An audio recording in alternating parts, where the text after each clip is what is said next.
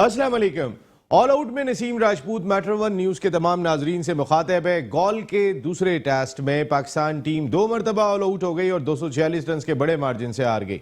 बहुत सारी निशानदेही की गई थी कि जिस वक्त पाकिस्तान क्रिकेट टीम गॉल में पहला टेस्ट मैच जीतने में कामयाब हुई थी 4 विकेट के मामूली मार्जिन से, वो बाबर आजम की पहली इनिंग में शानदार और एक्स्ट्राऑर्डिनरी इनिंग थी और दूसरी इनिंग में अब्दुल्ला शफीक की शानदार इनिंग थी कि जिसकी वजह से पाकिस्तान क्रिकेट टीम गॉल में रिकॉर्ड टारगेट चेस करने में कामयाब हो गई थी। लेकिन जिन गलतियों की निशानदेही की गई थी उनको दूर नहीं किया गया, इस वजह से बार बार आपको फतह हासिल नहीं होती है। और यही हुआ कि पाकिस्तान की बैटिंग दोनों इनिंग में उस तरीके का मुकाबला नहीं कर सकी। हालांकि ये पिच जो गॉल में ही पहले टेस्ट मैच में पिच थी उसके मुकाबले में कदरे बेहतर पिच थी और इस पे परफॉर्मेंस जो है वो खासी बेहतर होनी चाहिए थी। और सेकेंड इनिंग में खासतौर पे जिस अंदाज से हम खेले वो समझ में नहीं आया। जब 508 रन का हदफ था और तकरीबन 4 सेशन में ये टारगेट अचीव करना था तो फिर तेज खेलने की जरूरत नहीं थी। वजह ये थी कि आप ये टारगेट चेस नहीं कर सकते थे इस दौरान के अंदर, लेकिन इसके बावजूद हमारा बैटिंग स्टाइल, हमारा स्ट्राइक रेट इतना जबरदस्त रहा जो कभी भी नहीं होता।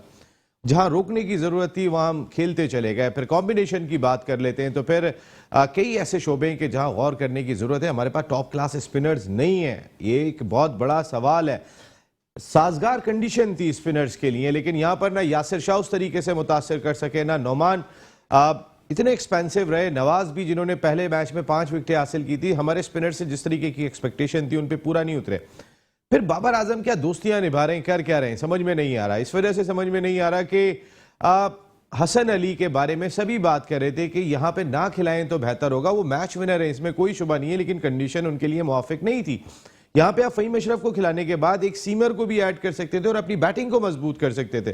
फिर आप 3 नंबर के अजहर अली को बाहर कर रहे हैं तो फिर आप किस तरीके से आपने पूरी अपनी बैटिंग ऑर्डर चेंज कर दिया। बाबर आजम 4 की जगह 3 पे जा रहे हैं, रिजवान 4 नंबर पे बैटिंग करें। फिर रिजवान टेस्ट क्रिकेट में अब तक अपना पोटेंशियल शो कर सके हैं। मैं T20 की बात नहीं कर रहा हूं, मैं ODI की बात नहीं कर रहा हूं, लेकिन रिजवान क्या पोटेंशियल शो कर चुके हैं। फिर अगर साजगार कंडीशन होती है, आपके पास फेवरेबल प्लेयर मौजूद था, 3 नंबर पे शान मसूद मौजूद थे, सरफराज अहमद से बेहतर स्पिनर्स को खेलने वाले पाकिस्तान में बहुत कम है, लेकिन इसके बावजूद सरफराज अहमद के होते हुए भी आपने उन्हें मौका नहीं दिया। सरफराज को मेरे ख्याल है आपने सोच लिया है कि इनकी तो इंटरनेशनल क्रिकेट खत्म हो गई, ये तो बस साइड में बैठने के लिए, जहां जो कंडीशन उनको सूट कर रही होती है आप वहां पर भी नहीं खिला रहे होते हैं। फिर रमीज राजा साहब इंटरनेशनल क्रिकेट काउंसिल की मीटिंग में गए थे, वहां जाके जब पाकिस्तान के टेस्ट मैचेस कम हो गए, इस सवाल पर उन्होंने कहा कि ये तो 3 साल से काम हो रहा था टेस्ट कैलेंडर के ऊपर, मैं तो अभी आए हूं, इस दौरान में मैंने बहुत कोशिश की लेकिन कुछ भी नहीं हो सका। लेकिन रमीज राजा साहब आप और भी बहुत सारी कोशिशें कर रहे थे, आप ये भी कह रहे थे कि 4 मुल्की टूर्नामेंट का इनेकाद किया जाएगा, पाकिस्तान, भारत, इंग्लैंड, ऑस्ट्रेलिया, और उनकी बातचीत चल रही है। क्या ICC की मीटिंग में इस पर बात हुई? हमारी इतलात के मुताबिक तो कोई बात नहीं हुई। इसके साथ साथ आपने और कई सारी चीजों पर बात की थी, क्या उन पर बात हुई? आप बात कर रहे थे कि जी IPL की विंडो बहुत बड़ी है, हमें उसको कर्टेल करने के लिए बात करनी है, आपने वहां पे बात की। हमारी इतलात के मुताबिक तो आपने इस पर कोई बात नहीं की। तो जो हमारी सच्चाई है कौम को वही बताएं, ना कि आप वो बातें बता रहे होते हैं कि पाकिस्तान क्रिकेट में या इंटरनेशनल क्रिकेट काउंसिल में कोई इतनी बड़ी ताकत है कि वो जो कह रहा है वो जाके मनवा लेगा। जो आप मनवा सकते हैं वही बात करें, वही ज्यादा बेहतर दिखाई देती है। इसके साथ साथ पाकिस्तान जूनियर लीग के लिए 2 और मेंटोर्स का तकर्रुर कर दिया गया, उसमें कॉलिन मनरो को शामिल किया गया। मनरो के साथ साथ हमारे स्पिनर भी साउथ अफ्रीका से ताल्लुक रखने वाले, वो भी हमारी टीम का का हिस्सा बन गए। लेकिन मैं ये जानना चाहता हूं कि पाकिस्तान में क्रिकेटर्स की कमी है। आपने शाहिद आफरीदी को बनाया था, आपने शुएब मलिक को बनाया था, ये बात समझ में आती है। आपने जावेद मियादाद को हेड मेंटोर बनाया पूरे टूर्नामेंट का, ये बात समझ में आती है। आपके पास यूनुस खान, पता नहीं कितने नाम मौजूद हैं, शुएब अख्तर, अगर कॉलिन मनरो को आप लेके आ रहे हैं और $50,000 दे रहे हैं, या फिर इमरान ताहिर को लेके आ रहे हैं और $50,000 दे रहे हैं, तो फिर आप ये वाले अपने लोगों को भी दे सकते हैं, वो भी दुनिया के बहुत बड़े नाम है, कोई छोटे नाम नहीं है। तो इन तमाम चीज़ों को पाकिस्तान क्रिकेट बोर्ड को देखना होगा, बार बार इस चीज़ की निशानदेही की जाती है।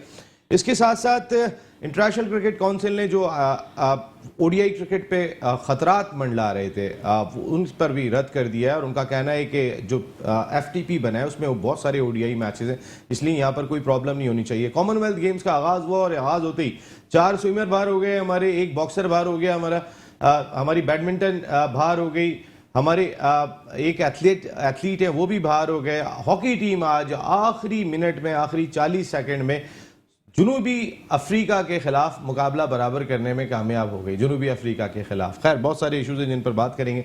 कश्मीर प्रीमियर लीग की तैयारियां जोरों शोर से जारी हैं और इस दफ़ा शायद ये सेकंड एडिशन पहले एडिशन के मुकाबले में भी उससे कहीं ज़्यादा बेहतर होता हुआ दिखाई दे रहा है। मेरे साथ स्टूडियो में गुफ्तगू के लिए मौजूद है आपके जाने पहचाने वर्ल्ड कप और हम सब में हमारे साथ थे कश्मीर प्रीमियर लीग में कोटली लाइंस के ओनर हैं फैसल नदीम साहब। Thank you very much Faisal भाई, बहुत बहुत शुक्रिया आपकी आमद का। आजकल तो काम बहुत बढ़ गया होगा आपका। बहुत बढ़ गया है बिल्कुल। जबकि टेलीफोन लाइन पर हमें ज्वाइन कर रहे हैं youngest ever test cricketer, Pakistan के फॉर्मर मिडिल ऑर्डर बैट्समैन, इसके साथ साथ overseas warrior Kashmir premier league की टीम के मीडिया कोऑर्डिनेटर हैं हसन रजा साहब ने हमें ज्वाइन किया है टेलीफोन लाइन पे। जबकि वीडियो लिंक पर हमें ज्वाइन कर रहे हैं पाकिस्तान के फॉर्मर इंटरनेशनल क्रिकेटर मुजाहिद जमशेद साहब। आप लोगों को खुशामदीद कहते हैं। मैं जरा फैसल भाई से बात करके आता हूं क्योंकि ओनर्स इस वक्त किस कंडीशन में कश्मीर प्रीमियर लीग के हवाले से, पहला सवाल तो इनसे ये बनता है कि इनके मेंटोर सरफराज अहमद को नहीं खिलाया गया। वाकई वो जगह बनती थी फैसल भाई जहां पे वो सुई पे कट, सरफराज ने एशिया में 4 सेंचुरियां स्कोर की हुई हैं टेस्ट क्रिकेट में। इत्तेफाक से सरफराज से आज ही बात हुई थी, मैंने इससे पूछा तो वो बेसिकली वो ये कह रहा है कि भाई देखें सारी हमारी जो पीसीबी वाले हैं वो चाहेंगे तो मैं खेलूंगा। तो बोला यार मैं तो भाई ऑनेबल हूँ। मैंने इसको पूछा स्ट्राइक रेट मैंने देखा था रिजवान का तो कोई अच्छा नहीं था, एवरेज बहुत खराब है। उससे अच्छा तो मेरे ख्याल में सरफराज का था। बिल्कुल सही बात। तो मैंने बोला यार तुम्हें क्यों नहीं ये चांस दे रहे हैं टेस्ट क्रिकेट में? हाँ टेस्ट क्रिकेट की बात कर रहा हूँ मैं, वनडे की नहीं कर रहा, ओडीआई की नहीं, टेस्ट की। तो वो मेरे को कहने लगा यार फैसल भाई कि ये मसला ये है कि अब ये इनका फैसला है और मैंने तो इनको कहा था कि मैं खेल सकता हूँ मगर वो नहीं खिलाना चाह रहे हैं। कराची का देखें आपको पहले भी पता ही है कि कराची का बहुत बड़ा अलमिया है। हमारा यहाँ का जो भी टैलेंट है ना वो बड़ा मुश्किल से ऊपर आता है। वो आ तो जाता है, वो फिर या तो किसी मसले में फंस जाता है या फिर उसको बैकआउट करना पड़ता है। ये तो ये है हमारे लिए। नहीं ज़ाहिर सरफराज तो कुछ भी नहीं कह सकते हैं इसके अंदर। वो क्या कर सकते हैं, वो तो अवेलेबल हैं, कंप्लीटली फिट हैं। ठीक है बहुत सारे फॉर्मेट में रिजवान, लेकिन रिजवान की कारकर्दगी पे सवालिया निशान टेस्ट क्रिकेट में है। ये थिंक टैंक को जरूर सोचना चाहिए। आपके पास अगर ऑप्शन मौजूद है आप फिर भी नहीं खिला रहे तो पूछे ना अपने थिंक टैंक से जो श्रीलंका में मौजूद था, कोचेस क्या कर रहे थे, कप्तान कौन सी टीम बना रहे थे। जो टीम बननी चाहिए थी वो नहीं बनी थी। मैं बात सही कर रहा हूं यहाँ पे हसन रजा, जो टीम बननी चाहिए थी वो टीम नहीं बनी। पहले टेस्ट में जो गलतियां की थी, श्रीलंका 1 फास्ट बॉलर के साथ जा रहे हैं, हम 3 फास्ट बॉलर के साथ जा रहे हैं उस कंडीशन में। फिर दूसरे टेस्ट मैच में भी वो 1 फास्ट बॉलर के साथ गए, हम 2 फास्ट बॉलर के साथ जा रहे हैं। जी Hasan. Thank you very much Wasim भाई, बहुत शुक्रिया अपने प्रोग्राम में आपने मुझे इनवाइट किया। और thank you very much Faisal भाई, कश्मीर प्रीमियर लीग के हवाले से भी बहुत हार्ड वर्किंग चल रही है उनकी। ओवरऑल अगर टेस्ट की बात करें हम तो 2 वेन्यू पे टेस्ट मैच हो रहा था। ये गॉल में भी हुए दोनों, मगर एक जो है वो कोलंबो में होने था और जिसका एडवांटेज जो है वो श्रीलंका की टीम ने उठाया। और टेस्ट की अगर बात कर रहे हैं तो नंबर 1 बैट्समैन जो है वो बाबर आजम नजर आ रहा है अब तक के तीनों फॉर्मेट में कि वो प्रॉपर बैटिंग कर रहे होते हैं। मगर एक चीज का बहुत जबरदस्त कंफ्यूजन रहा है कि क्योंकि जब फवाद आलम एक प्लेयर ऐसे हैं कि 10 साल बाद डोमेस्टिक में इतनी परफॉर्म करके आए, टेस्ट क्रिकेट में इतना परफॉर्म करके आए, आपने पहले मैच में टेस्ट मैच में उनको बिठा दिया, उनका कॉन्फिडेंस जो है वो खराब किया और उसके बाद फिर आगा सलमान को खिलाया आपने। उसके बाद जब प्लेयर को खिला रहे हैं आप तो उसको कंसिस्टेंट चांस देना चाहिए। कंसिस्टेंसी हमारे यहाँ वो नजर नहीं आ रही है।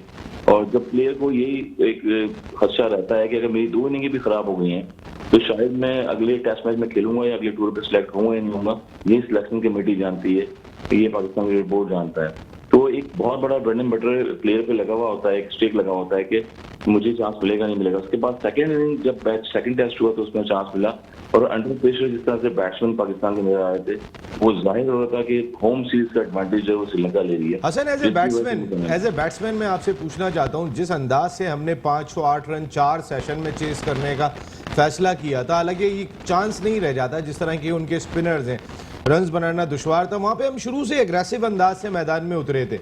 तो क्या ये अंदाज सही था, जहां हमें दिफा करना चाहिए वहां हम दिफा नहीं कर रहे थे बल्कि स्ट्रोक प्ले करते हुए दिखाई दिए? ये प्रेशर कम करना था या बेवकूफ़ी थी?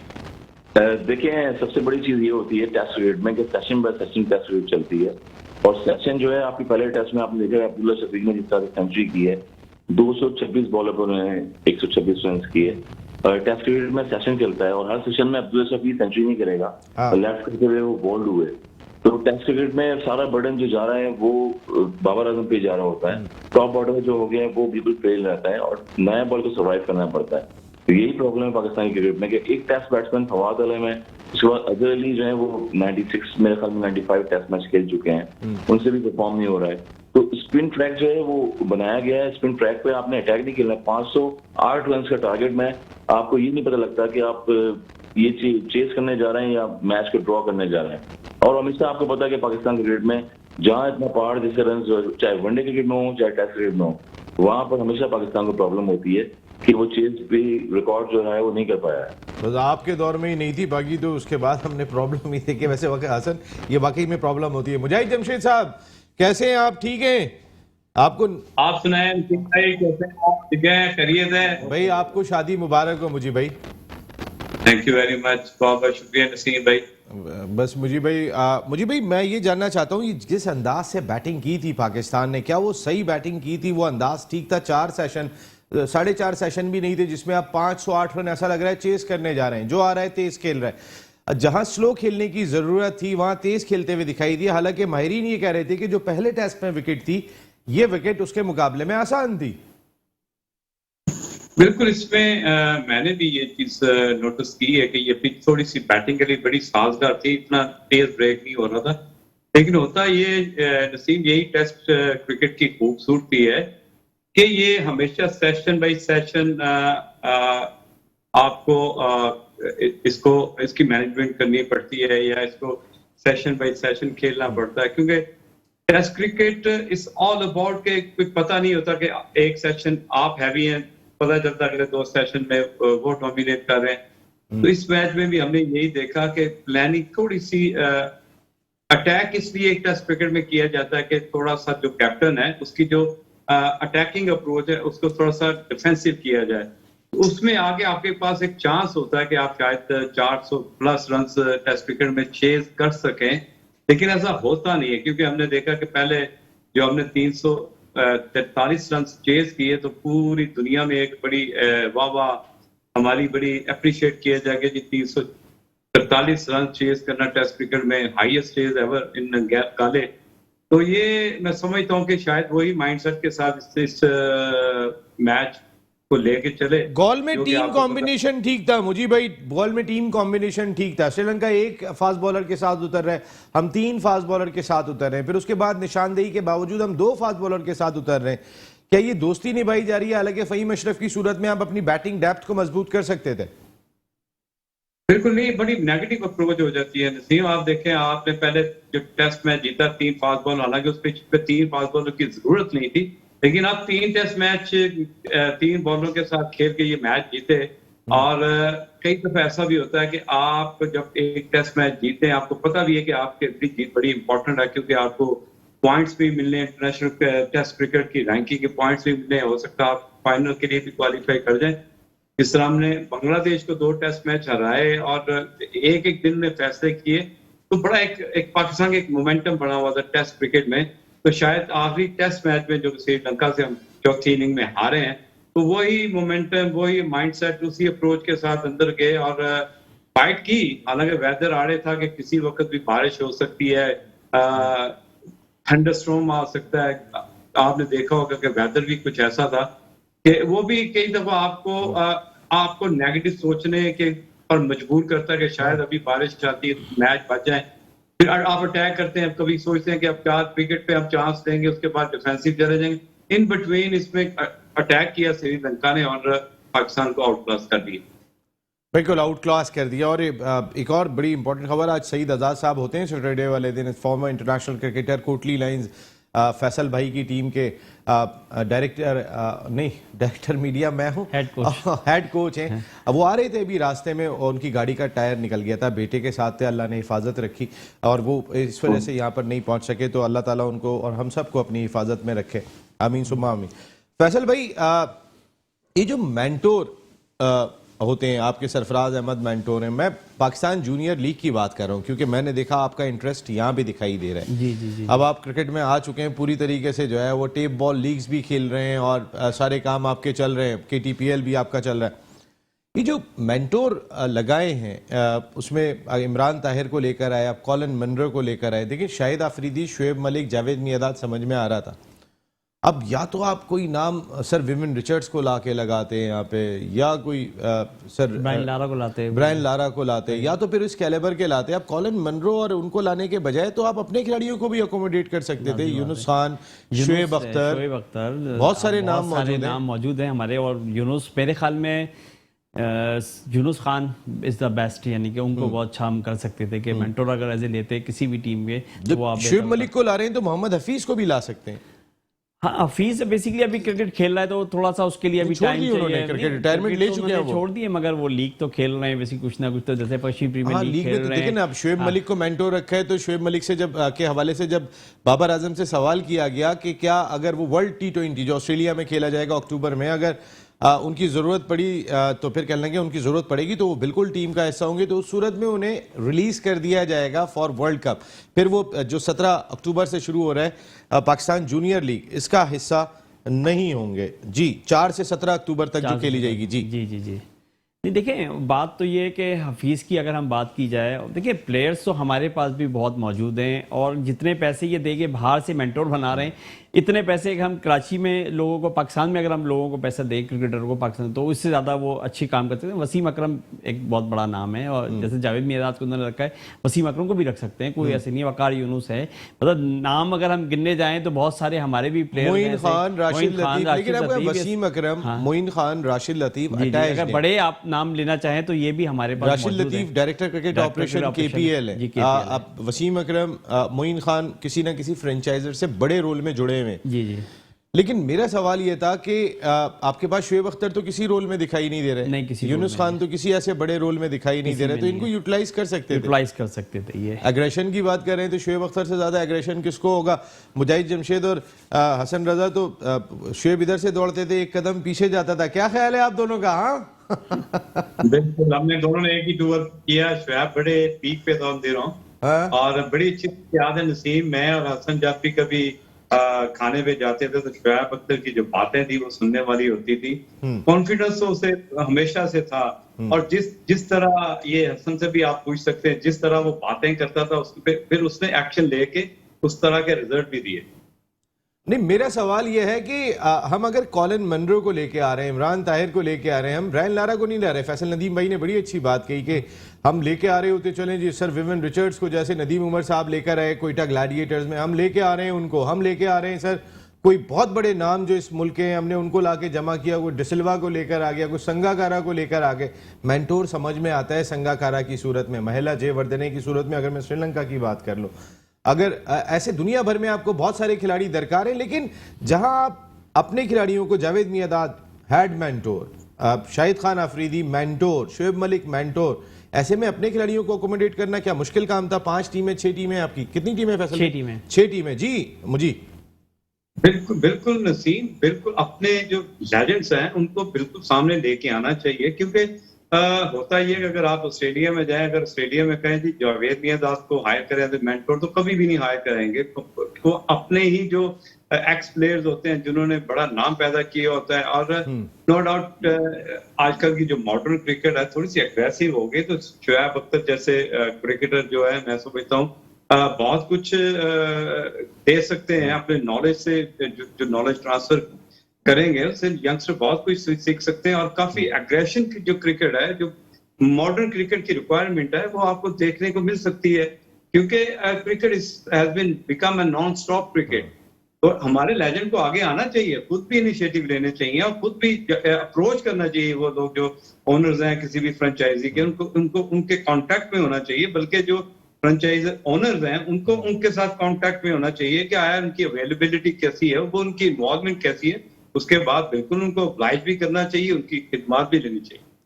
हसन, मेंटोर की पे बात हो रही है, जिस तरीके से इंजमाम उल हक पाकिस्तान क्रिकेट का बहुत बड़ा नाम है, इंजमाम को भी हम इस क्राइटेरिया में लेके आ सकते हैं, शुएब अख्तर को जिसमें लेकर आ रहे हैं हम, और दीगर यूनुस खान की हम बात कर रहे हैं, तो हम अपने मेंटोर्स की जानिब जा सकते थे। और मेंटोर पाकिस्तान के और कोचेस बाहर के हमारे यंगस्टर्स के लिए, अंडर 19 क्रिकेटर्स के लिए, fielding coach, bowling coach, head coach वो बाहर का, कि जो मॉडर्न डे क्रिकेट है उसको जरा मेंटोर एक ऐसा होता अंडर 19 क्रिकेटर्स के लिए जो अपने मुल्क के लिए बहुत खिदमत अंजाम दे चुका है, और मॉडर्न डे क्रिकेट के लिए coaches, bowling coach, fielding coach बाहर से लाते, ये कैसा आइडिया होता? हसन, आप मुझे सुन रहे हैं? हसन, आपको मेरी आवाज आ रही है? हसन नहीं। फैसल भाई, यही मेरा आपसे सवाल है कि आप आप पूरी कोशिश कर रहे हैं कि पाकिस्तान जूनियर लीग में आपको टीम मिल जाए, कश्मीर प्रीमियर लीग में आप ऑलरेडी ले चुके हैं, KTPL का भी आप हिस्सा है। मैं सिर्फ आपसे ये जानना चाह रहा हूँ कि अगर कोच बाहर का हो अंडर 19 क्रिकेटर्स के लिए, खासतौर पे इस सतह के ऊपर जो मॉडर्न डे फिटनेस है, जो IQ लेवल चाहिए, जो मेंटल टफनेस चाहिए, फिजिकल टफनेस तो वो खुद आएगा तो दौड़ा के कर देगा, लेकिन मेंटल टफनेस भी at the same time foreign coaches के थ्रू आप हासिल कर सकते हैं। देखिए, उनके पास मैं ये समझता हूँ कि फॉरेनर्स के पास बहुत ज़्यादा टेक्नोलॉजीज हैं, वो लोग यूज़ करते हैं, और जो सारी चीज़ें उनकी जो अप्रोच है वो हमारे से बिल्कुल डिफरेंट है। उनके पास वसाइल बहुत हैं, जो मैं समझता हूँ कि उनके पास वसाइल बहुत सारे, स्टडी है, वो ये करते हैं। तो उससे वो जो ट्रेनिंग कराएंगे, लाजमत है बच्चे को, लाजमत है 19 ईयर्स में अगर वो अंडर 19 खेल रहा है तो उसकी उम्र होगी 16-17 ईयर्स की होगी। बच्चे को जब आप उनको वो करेंगे तो उसका जो लेवल बनेगा वो बहुत माशाल्लाह से अच्छा होगा। लाज़मी बात है, उसी हिसाब से सीखेगा। और साथ में हमारा मेंटर, अगर पाकिस्तानी क्रिकेट टीम का कोई मेंटर होगा तो वो उसको समझेगा। लाजमी बात है, क्योंकि हमारे जो भी मेंटर बनेंगे वो पुरानी लीग खेले। अब क्रिकेट बिल्कुल चेंज हो चुकी है, बेसिकली वाली क्रिकेट तो है नहीं कि आप जैसे पहले होती, अभी फास्ट बहुत ज़्यादा मूवमेंट हो गई है बेसिकली इसके अंदर। तो ये कि उनसे अच्छा लोगों को वो एडवांटेज भी मिलेगा और बच्चे सीखने को भी अच्छा लगेगा उनको बेसिकली। हसन, मेंटोर हमारे, अभी ये मैं सवाल आपसे किया था कि मेंटोर हमारे शुएब अख्तर मौजूद हैं, इंजमाम मौजूद हैं, यूनुस खान मौजूद हैं, कई बड़े नाम यहाँ पे मौजूद हैं। जिस तरीके से आपने शाहिद अफरीदी, शुएब मलिक, जावेद मियादाद साहब को लगाया है, कोचेस बाहर के, हम जो इमरान ताहिर को लेकर आए हैं, हम जो कॉलिन मनरो को लेकर आए हैं, इनसे तो बड़े नाम हमारे अपने मुल्क में मौजूद थे। बिल्कुल आप सही कह रहे हैं कि अपने मुल्क में बहुत बड़े बड़े नाम हैं ऐसे कि, और जब मैं बताऊं कि अगर 96 में 95 में हम लोग जाएं तो हम अंडर 15 वर्ल्ड कप, दुनिया का पहला वर्ल्ड कप है जो हम खेले, उसमें शुएब मलिक, कामरान अकमल, ठीक है, और सारे प्लेयर्स खेले साथ में। तो उसके बाद मेंटोर हमारे जो थे वो उस दौर में जावेद मियादाद साहब थे, एशियन बैटमैन, आजकल अलील भी हैं, अलंगियान को सेल्स और इंडस्ट्री थे। तो वो अट्रैक्शन था हमारी जिंदगी में कि वो उनको देख के हम सीखते थे क्रिकेट, और वो कुछ टेक्निक चीजें भी हमें सिखाते थे। तो कहते हैं सीनियरों के साथ अगर बैठेंगे तो क्रिकेट टेक्निक सीख जाएंगे आप। तो वो हमने खेलना शुरू किया, फिर सीखना शुरू किया। और बात करेंगे आप इमरान ताहिर की, तो इमरान ताहिर वही इमरान ताहिर जिसने 1997 में MTN अंडर 19 वर्ल्ड कप खेला हमारे साथ, और जहाँ पर लाहौर एसोसिएशन जो थी वो उनको खिलाती भी नहीं थी। फिर वो एक डिपार्टमेंट से एसोसिएट हुए, उसके बाद यहाँ वो खेलते रहे, और खेलते खेलते उन्होंने एक मुकाम हासिल किया जिंदगी में, दुनिया में। वो साउथ अफ्रीका चले गए। साउथ अफ्रीका में किया उन्होंने, पाकिस्तान में मकाम हासिल नहीं किया था। जी, मगर पाकिस्तान में मकाम आपको पता है कम मिलता है यहाँ पर, और बहुत सारी बातें हैं, बहुत सारे प्लेयर्स हैं जो खेलते हैं, ऐसे बहुत सारे मुकामी प्लेयर पाकिस्तान के लेजेंडरी हैं जिनको जाया किया जा रहा होता है। मगर जब जिसको इज्जत देनी होती है तो वो कहीं भी जाके दुनिया में खेलता है और वहाँ पर अपना नाम मनवाता है। जिस तरह से आपने बात की कि आज जूनियर लीग होने जा रही है, उस पर फिर इमरान ताहिर जैसे बंदे जिनको एक डिपार्टमेंट नहीं खिलाता था, और उनके अपने इंटरव्यू में खुद है कि पाकिस्तानी रुपीज में उनको तकरीबन 4,500 रुपये उस जमाने में मिलते थे जब वो 19 वर्ल्ड कप खेल के आए थे। और आज वो 1 करोड़ के जो है जूनियर लीग के मेंटोर बने हैं। तो इसलिए बने हैं क्योंकि हमारे यहाँ जो है जो टैलेंट होता है और जो सीनियर्स होते हैं उनको रिस्पेक्ट देनी चाहिए, और उनका जो मकाम है पाकिस्तान क्रिकेट बोर्ड उनको देना चाहिए वो, ताकि वो मजीद यंगस्टर के लिए जूनियर लीग हो गई, और जितने भी फ्रेंचाइज हैं, जितने भी लोग होते हैं उनको जूनियर सीनियर को सपोर्ट करें ताकि पाकिस्तान क्रिकेट जो है वो डेवलप हो आगे फ्यूचर में। बिल्कुल ठीक है Hasan Raza, thank you very much, आपका पॉइंट आ गया, बहुत बहुत शुक्रिया आपका। ये बहुत ही इंपॉर्टेंट चीज़ है, आप पाकिस्तान के जूनियर क्रिकेटर्स का एक 100 खिलाड़ियों का पूल बना लें, उस पूल से ज़रा पता कर लीजिए कि उनकी नज़र में मेंटोर की सूरत में शुएब अख्तर बड़े हैं या इमरान ताहिर बड़े हैं, कॉलिन मनरो बड़े हैं या इंजमामुल हक बड़े हैं या यूनुस खान बड़े हैं, या अपने ही खिलाड़ियों से पूल करने। एक ब्रेक ले रहा हूँ, ब्रेक के बाद साजिद खान साहब भी हमें ज्वाइन करेंगे प्रोग्राम में। एक छोटे से ब्रेक के बाद वापस आ रहे हैं। ऑल आउट में एक मरतबा फिर आपको खुश आमदीद कहते हैं। बात कर रहे हैं पाकिस्तान क्रिकेट से जुड़े उमूर पर। फैसल नदीम साहब मेरे साथ स्टूडियो में मौजूद हैं, कश्मीर प्रीमियर लीग की फ्रेंचाइज कोटली लायंस के ऑनर हैं। फैसल भाई, मैं ज़रा थोड़ी आपकी टीम सिलेक्शन पे बात करूं। आज आप दोनों बैठे होते, उस दिन हमारी खालिद भाई से भी बड़ी डिटेल में को ऑनर है, उनसे भी बात हुई थी। मैं आपसे ये जानना चाहता हूँ, आपने कराची के खिलाड़ियों को बहुत फोकस किया। हम अक्सर अपने शो में लड़ रहे होते हैं कि भाई आप कराची के इस प्लेयर को आप सऊद शकील को बिठा के रखा हुआ है, वो उसको कब मौका मिलेगा। सरफराज इस पिच पे खेल सकता था, मौका नहीं दिया। शान मसूद 3 नंबर के बैट्समैन है, उनको मौका नहीं दिया। पहले टेस्ट में नोमान को बाहर कर दिया। तो आपने पूरा फोकस मुझे दिखाई दिया कराची की टीम पर स्पेसिफिक दिखाई दिया। ये शहर के साथ जो रिश्ता है आपने पूरी तरह निभाया है।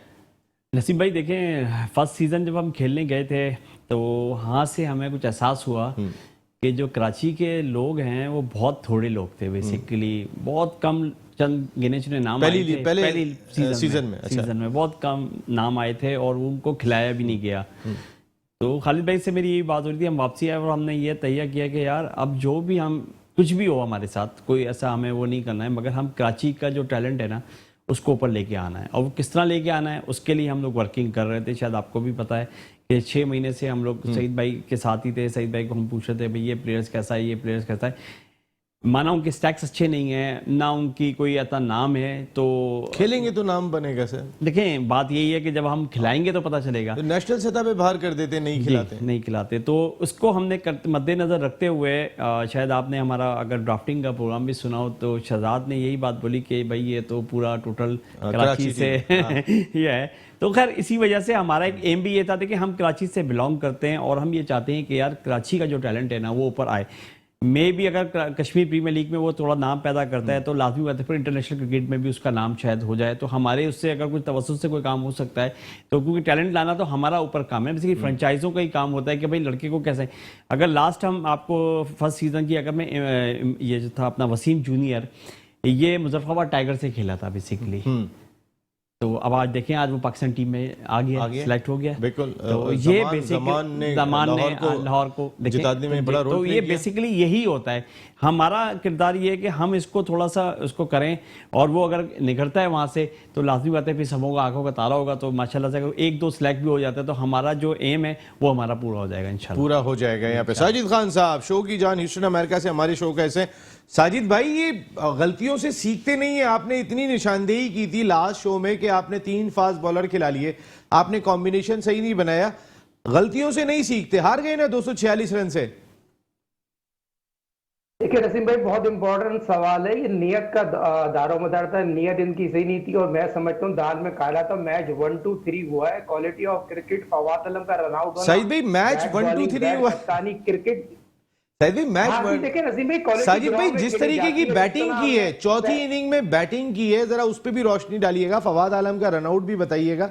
ये कौन सी क्रिकेट खेली है हमने? देखिए फवाद आलम के कॉल तो आप पहले मुझे बताइए, कॉल किसकी थी? फवाद आलम की कॉल थी। और जिस तरह फवाद आलम रन आउट हुए हैं, जिस तरह बाबर देख रहे थे, ये तो बहुत बड़ा क्रिकेट का कह रहे थे कत्ल होता है, ये कत्ल कर दिया गया। जिस तरह फवाद आलम की फॉर्म थी, जिस तरह फवाद आलम खेल रहे थे, मगर अब्दुल्ला शफीक का बैट शॉट मारना, बैट सिलेक्शन और जिस तरह बाबर की कप्तानी, बॉलिंग, दोस्तियां निभाई, खुला मैरे का कत्ल। पाकिस्तान के सियासी हालत एक तरफ है, क्रिकेट का कोई लोग देखना नहीं चाह रहा था। क्रिकेट ग्राउंड में खेली जाती, ग्राउंड इस तरह खेली जाती है। फोकस ही नहीं था टेस्ट मैच जीतने का। फोकस ये जो टीम एक टेस्ट जीती भी हो 5-50। सईद भाई ये पिच पहले पिच के मुकाबले में आसान थी या मुश्किल थी? पहले टेस्ट के मुकाबले में यहाँ और फिर 508 रन 4 सेशन में कैसे बनेंगे जो एग्रेसिव बैटिंग हो रही थी?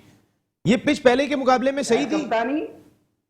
बैट कप्तानी, bat fielding, bat catches drop किए हैं जिसकी वजह से बने उनको खुला मौका दिया गया। श्रीलंका ने आउटस्टैंडिंग क्रिकेट खेली हर शो में। जब आपकी नियत सही नहीं हो, जैसे भी फैसल बात कर रहे थे, खालिद भाई को तो मैं सलूट पेश करता हूँ। कश्मीर लीग में जो खालिद भाई ने काम किया ना, मैं सलूट इसलिए पेश करता हूँ। कराची सिर्फ खालिद भाई को सलूट कर रहे हैं, फैसल भाई को सलूट पेश नहीं कर ना। तो ये देखिए बहुत बड़ी बात है। हम पाकिस्तान की बात करते हैं, इस शहर को जिस तरह महरूम कर दिया गया है, जिस तरह खालिद भाई ने और सईद आजाद ने टीम बनाई, सफवात को कप्तान दिया, और जिस तरह इस टीम में जिस तरह लड़के आए ना, मैं आपके प्रोग्राम में ब्रेकिंग कर दूं, पाकिस्तान कश्मीर लीग पार्ट 2 ये टीम चैंपियन होगी, डंके की चोट पे चैंपियन होगी इंशाल्लाह। साजिद भाई आपके मुंह में घी शकर। मैं डायरेक्टर मीडिया हूं, मैं तो दूसरी बात नहीं करूंगा। जो खालिद भाई ने दिन रात मेहनत करके टीम बनाई, सही खालिद भाई, फैसल भाई भी यहाँ बैठे हुए हैं। ये दोनों टीम वर्क है, ये 1 और 1 11 हैं। और इनके साथ जो साथ में आके जुड़े सईद आजाद, लाइन रियल लाइन बात सुने, यही टीम होती है जो पाकिस्तान टीम में इन चीज को लैग कर रहे हैं। दोस्तियों की टीम नहीं है पाकिस्तान टीम, दोस्तों की टीम है। रिजवान की कारकर्दगी एक सवाल निशान है। टेस्ट मैच में उस तरह की नहीं थी जिस तरह की होना चाहिए। इस पिच पे तो सरफराज को खिलाना चाहिए था। इस पिच पे सरफराज को नजरअंदाज किया, तो ये चीज नहीं होना चाहिए। मेरे भाई कुछ खुदा का खौफ करो, अल्लाह को जवाब देना है। आपने सरफराज ने 5, 50, 100 किए, सब लोग कह रहे थे सरफराज को खिलाओ। रिजवान की कारकर्दगी पिछले 6 टेस्ट मैच में क्या है सिग्नेचर स्टेडियम कराची में अगेंस्ट ऑस्ट्रेलिया के अलावा मुझे बता दें। तो आपने खुद ही टेस्ट मैच जीतने की कोशिश नहीं की, शान मसूद को आपने नहीं खिलाया, और जिस तरह आपने अपने इंट्रो में बताया, जिस तरह पोस्टमार्टम आपने किया, इस टीम को फौरी तौर पर दोस्तियों की टीम नहीं करना चाहिए। सही भी रमीज राजा साहब एक बात कर रहे हैं बार बार, साजिद भाई रमीज राजा साहब एक बात कह रहे हैं कि मैंने बाबर आजम को बाइख्तियार कर दिया, मैंने अथॉरिटी बाबर आजम को दे दी है। तो इसका मकसद है सकलैन यूसुफ, जब आप बार बार एज ए चेयरमैन पीसीबी ये बार बार बात कहेंगे मैंने कप्तान को अथॉरिटी दे दी है, मैंने कप्तान को अथॉरिटी दे दी है, तो फिर कप्तान सुनेगा सकलैन मुश्ताक की, मोहम्मद यूसुफ की कि भाई ये कॉम्बिनेशन बना लो। वो तो फिर अगर जहां दोस्ती निभाने का मौका मिलेगा वो तो निभाएंगे। जब चेयरमैन बार बार कह रहे हैं मैंने अथॉरिटी दे दी है, मैंने बाबर को अथॉरिटी दे दी है, दे आप कप्तान को अथॉरिटी, लेकिन बाकियों की अथॉरिटी खत्म नहीं होनी चाहिए। देखिए बाबर सुनेगा, इमाम की सुनेगा, रिजवान की सुनेगा, शाहिद शाह की सुनेगा, बाकी ना वो किसी की सुनता है ना वो करता है। दोनों टेस्ट मैच की टीम इन्होंने खुद बनाई। आप देख लें पहला टेस्ट मैच तो अब्दुल्ला शफीक ने ऑस्ट्रेलिया इनिंग खेल के जिता दी है ना। दूसरा टेस्ट मैच में आपने बैट कप्तानी की, बैट सिलेक्शन, बैट बॉलिंग और बैट फील्डिंग, 4 स्पिनर खेलने, यासिर शाह, नुमान की बात करें और उनकी क्या कारकर्दगी थी। फिर सही मैचर को आपको खिलाना साजिद भाई इस पे मैं आपसे कल और डिटेल में बात करूंगा। मुझे एक और चीज जाते जाते बता दें, ये जो पाकिस्तान जूनियर लीग के मेंटोर्स कॉलिन मनरो को लगाया है, इमरान ताहिर को लगाया है, तो यूनुस खान, इंजमामुल हक, शोएब अख्तर, आपके पास क्या छोटे नाम है ये? आप जब अगर यही लेके आ रहे हैं भाई, आप या तो ब्रायन लारा लेके आ रहे होते जो फैसल भाई बात कर रहे हैं, स्टीव वॉ लेके आ रहे होते, आप किनको लेके आ रहे हैं? तो इनकी जगह तो हमारे वाले ज्यादा बेहतर नहीं है। देखिए हमारे वाले वकार को ले आते हैं, मिसबा को ले आते हैं, यूनुस को ले आते हैं, मोइन खान को ले आते हैं, हमारे पास शोएब अख्तर को ले आते हैं। ये तो बड़े लोग हैं ना। वकार, यूनुस और मिसबा के खिलाफ तो आप हमेशा इतना रहते हैं। अगर ये लोग नहीं आएंगे तो कौन लोग आएंगे? आप दोस्तियां निभा रहे हैं, उनको $50,000 आप दे रहे हैं। आप पहले तो शायद भी इस पे भी जरा, मैं अभी हेडलाइन का टाइम हो रहा है, मैं कल आपसे ये दोनों टॉपिक एक मरतबा फिर आपके साथ कल रात को डिस्कस करने, मैंने आपका पॉइंट जरूर आ गया। फैसल भाई जाते जाते कश्मीर प्रीमियर लीग, आरिफ मलिक साहब की सरबराही में, राशिद लतीफ साहब डायरेक्टर क्रिकेट ऑपरेशंस आ गए, तमाम टीमें रिदम में आ गई हैं। माशाल्लाह से काफ़ी काम हो रहा है। आप देख भी रहे हैं 7 की 7 फ्रेंचाइज जो भी हैं वो बहुत अपना मीडिया, सोशल मीडिया आप देख ही रहे होंगे चल रहा है। हर किसी का प्रोग्राम हर रोज़ आ रहा होता है, आप देख ही रहे होते हैं।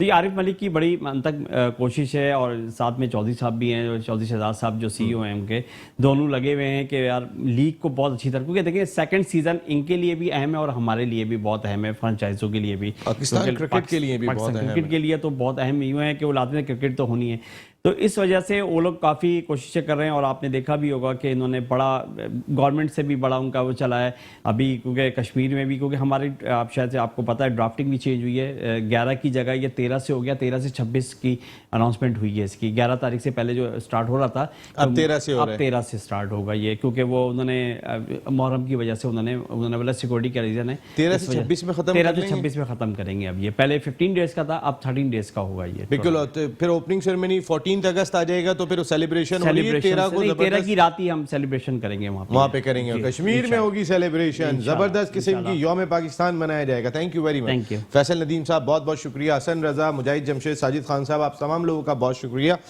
पाकिस्तान में खेल और खिलाड़ियों की तरक्की के लिए, उनकी बेहतरी के लिए हम हमेशा ऑल आउट जाएंगे। नसीम राजपूत अपनी पूरी प्रोडक्शन टीम के साथ चाहता है इजाजत। जिंदगी रही तो फिर कल रात को 10 बजे फिर मुलाकात होती है। टिल देन अल्लाह निगहबान।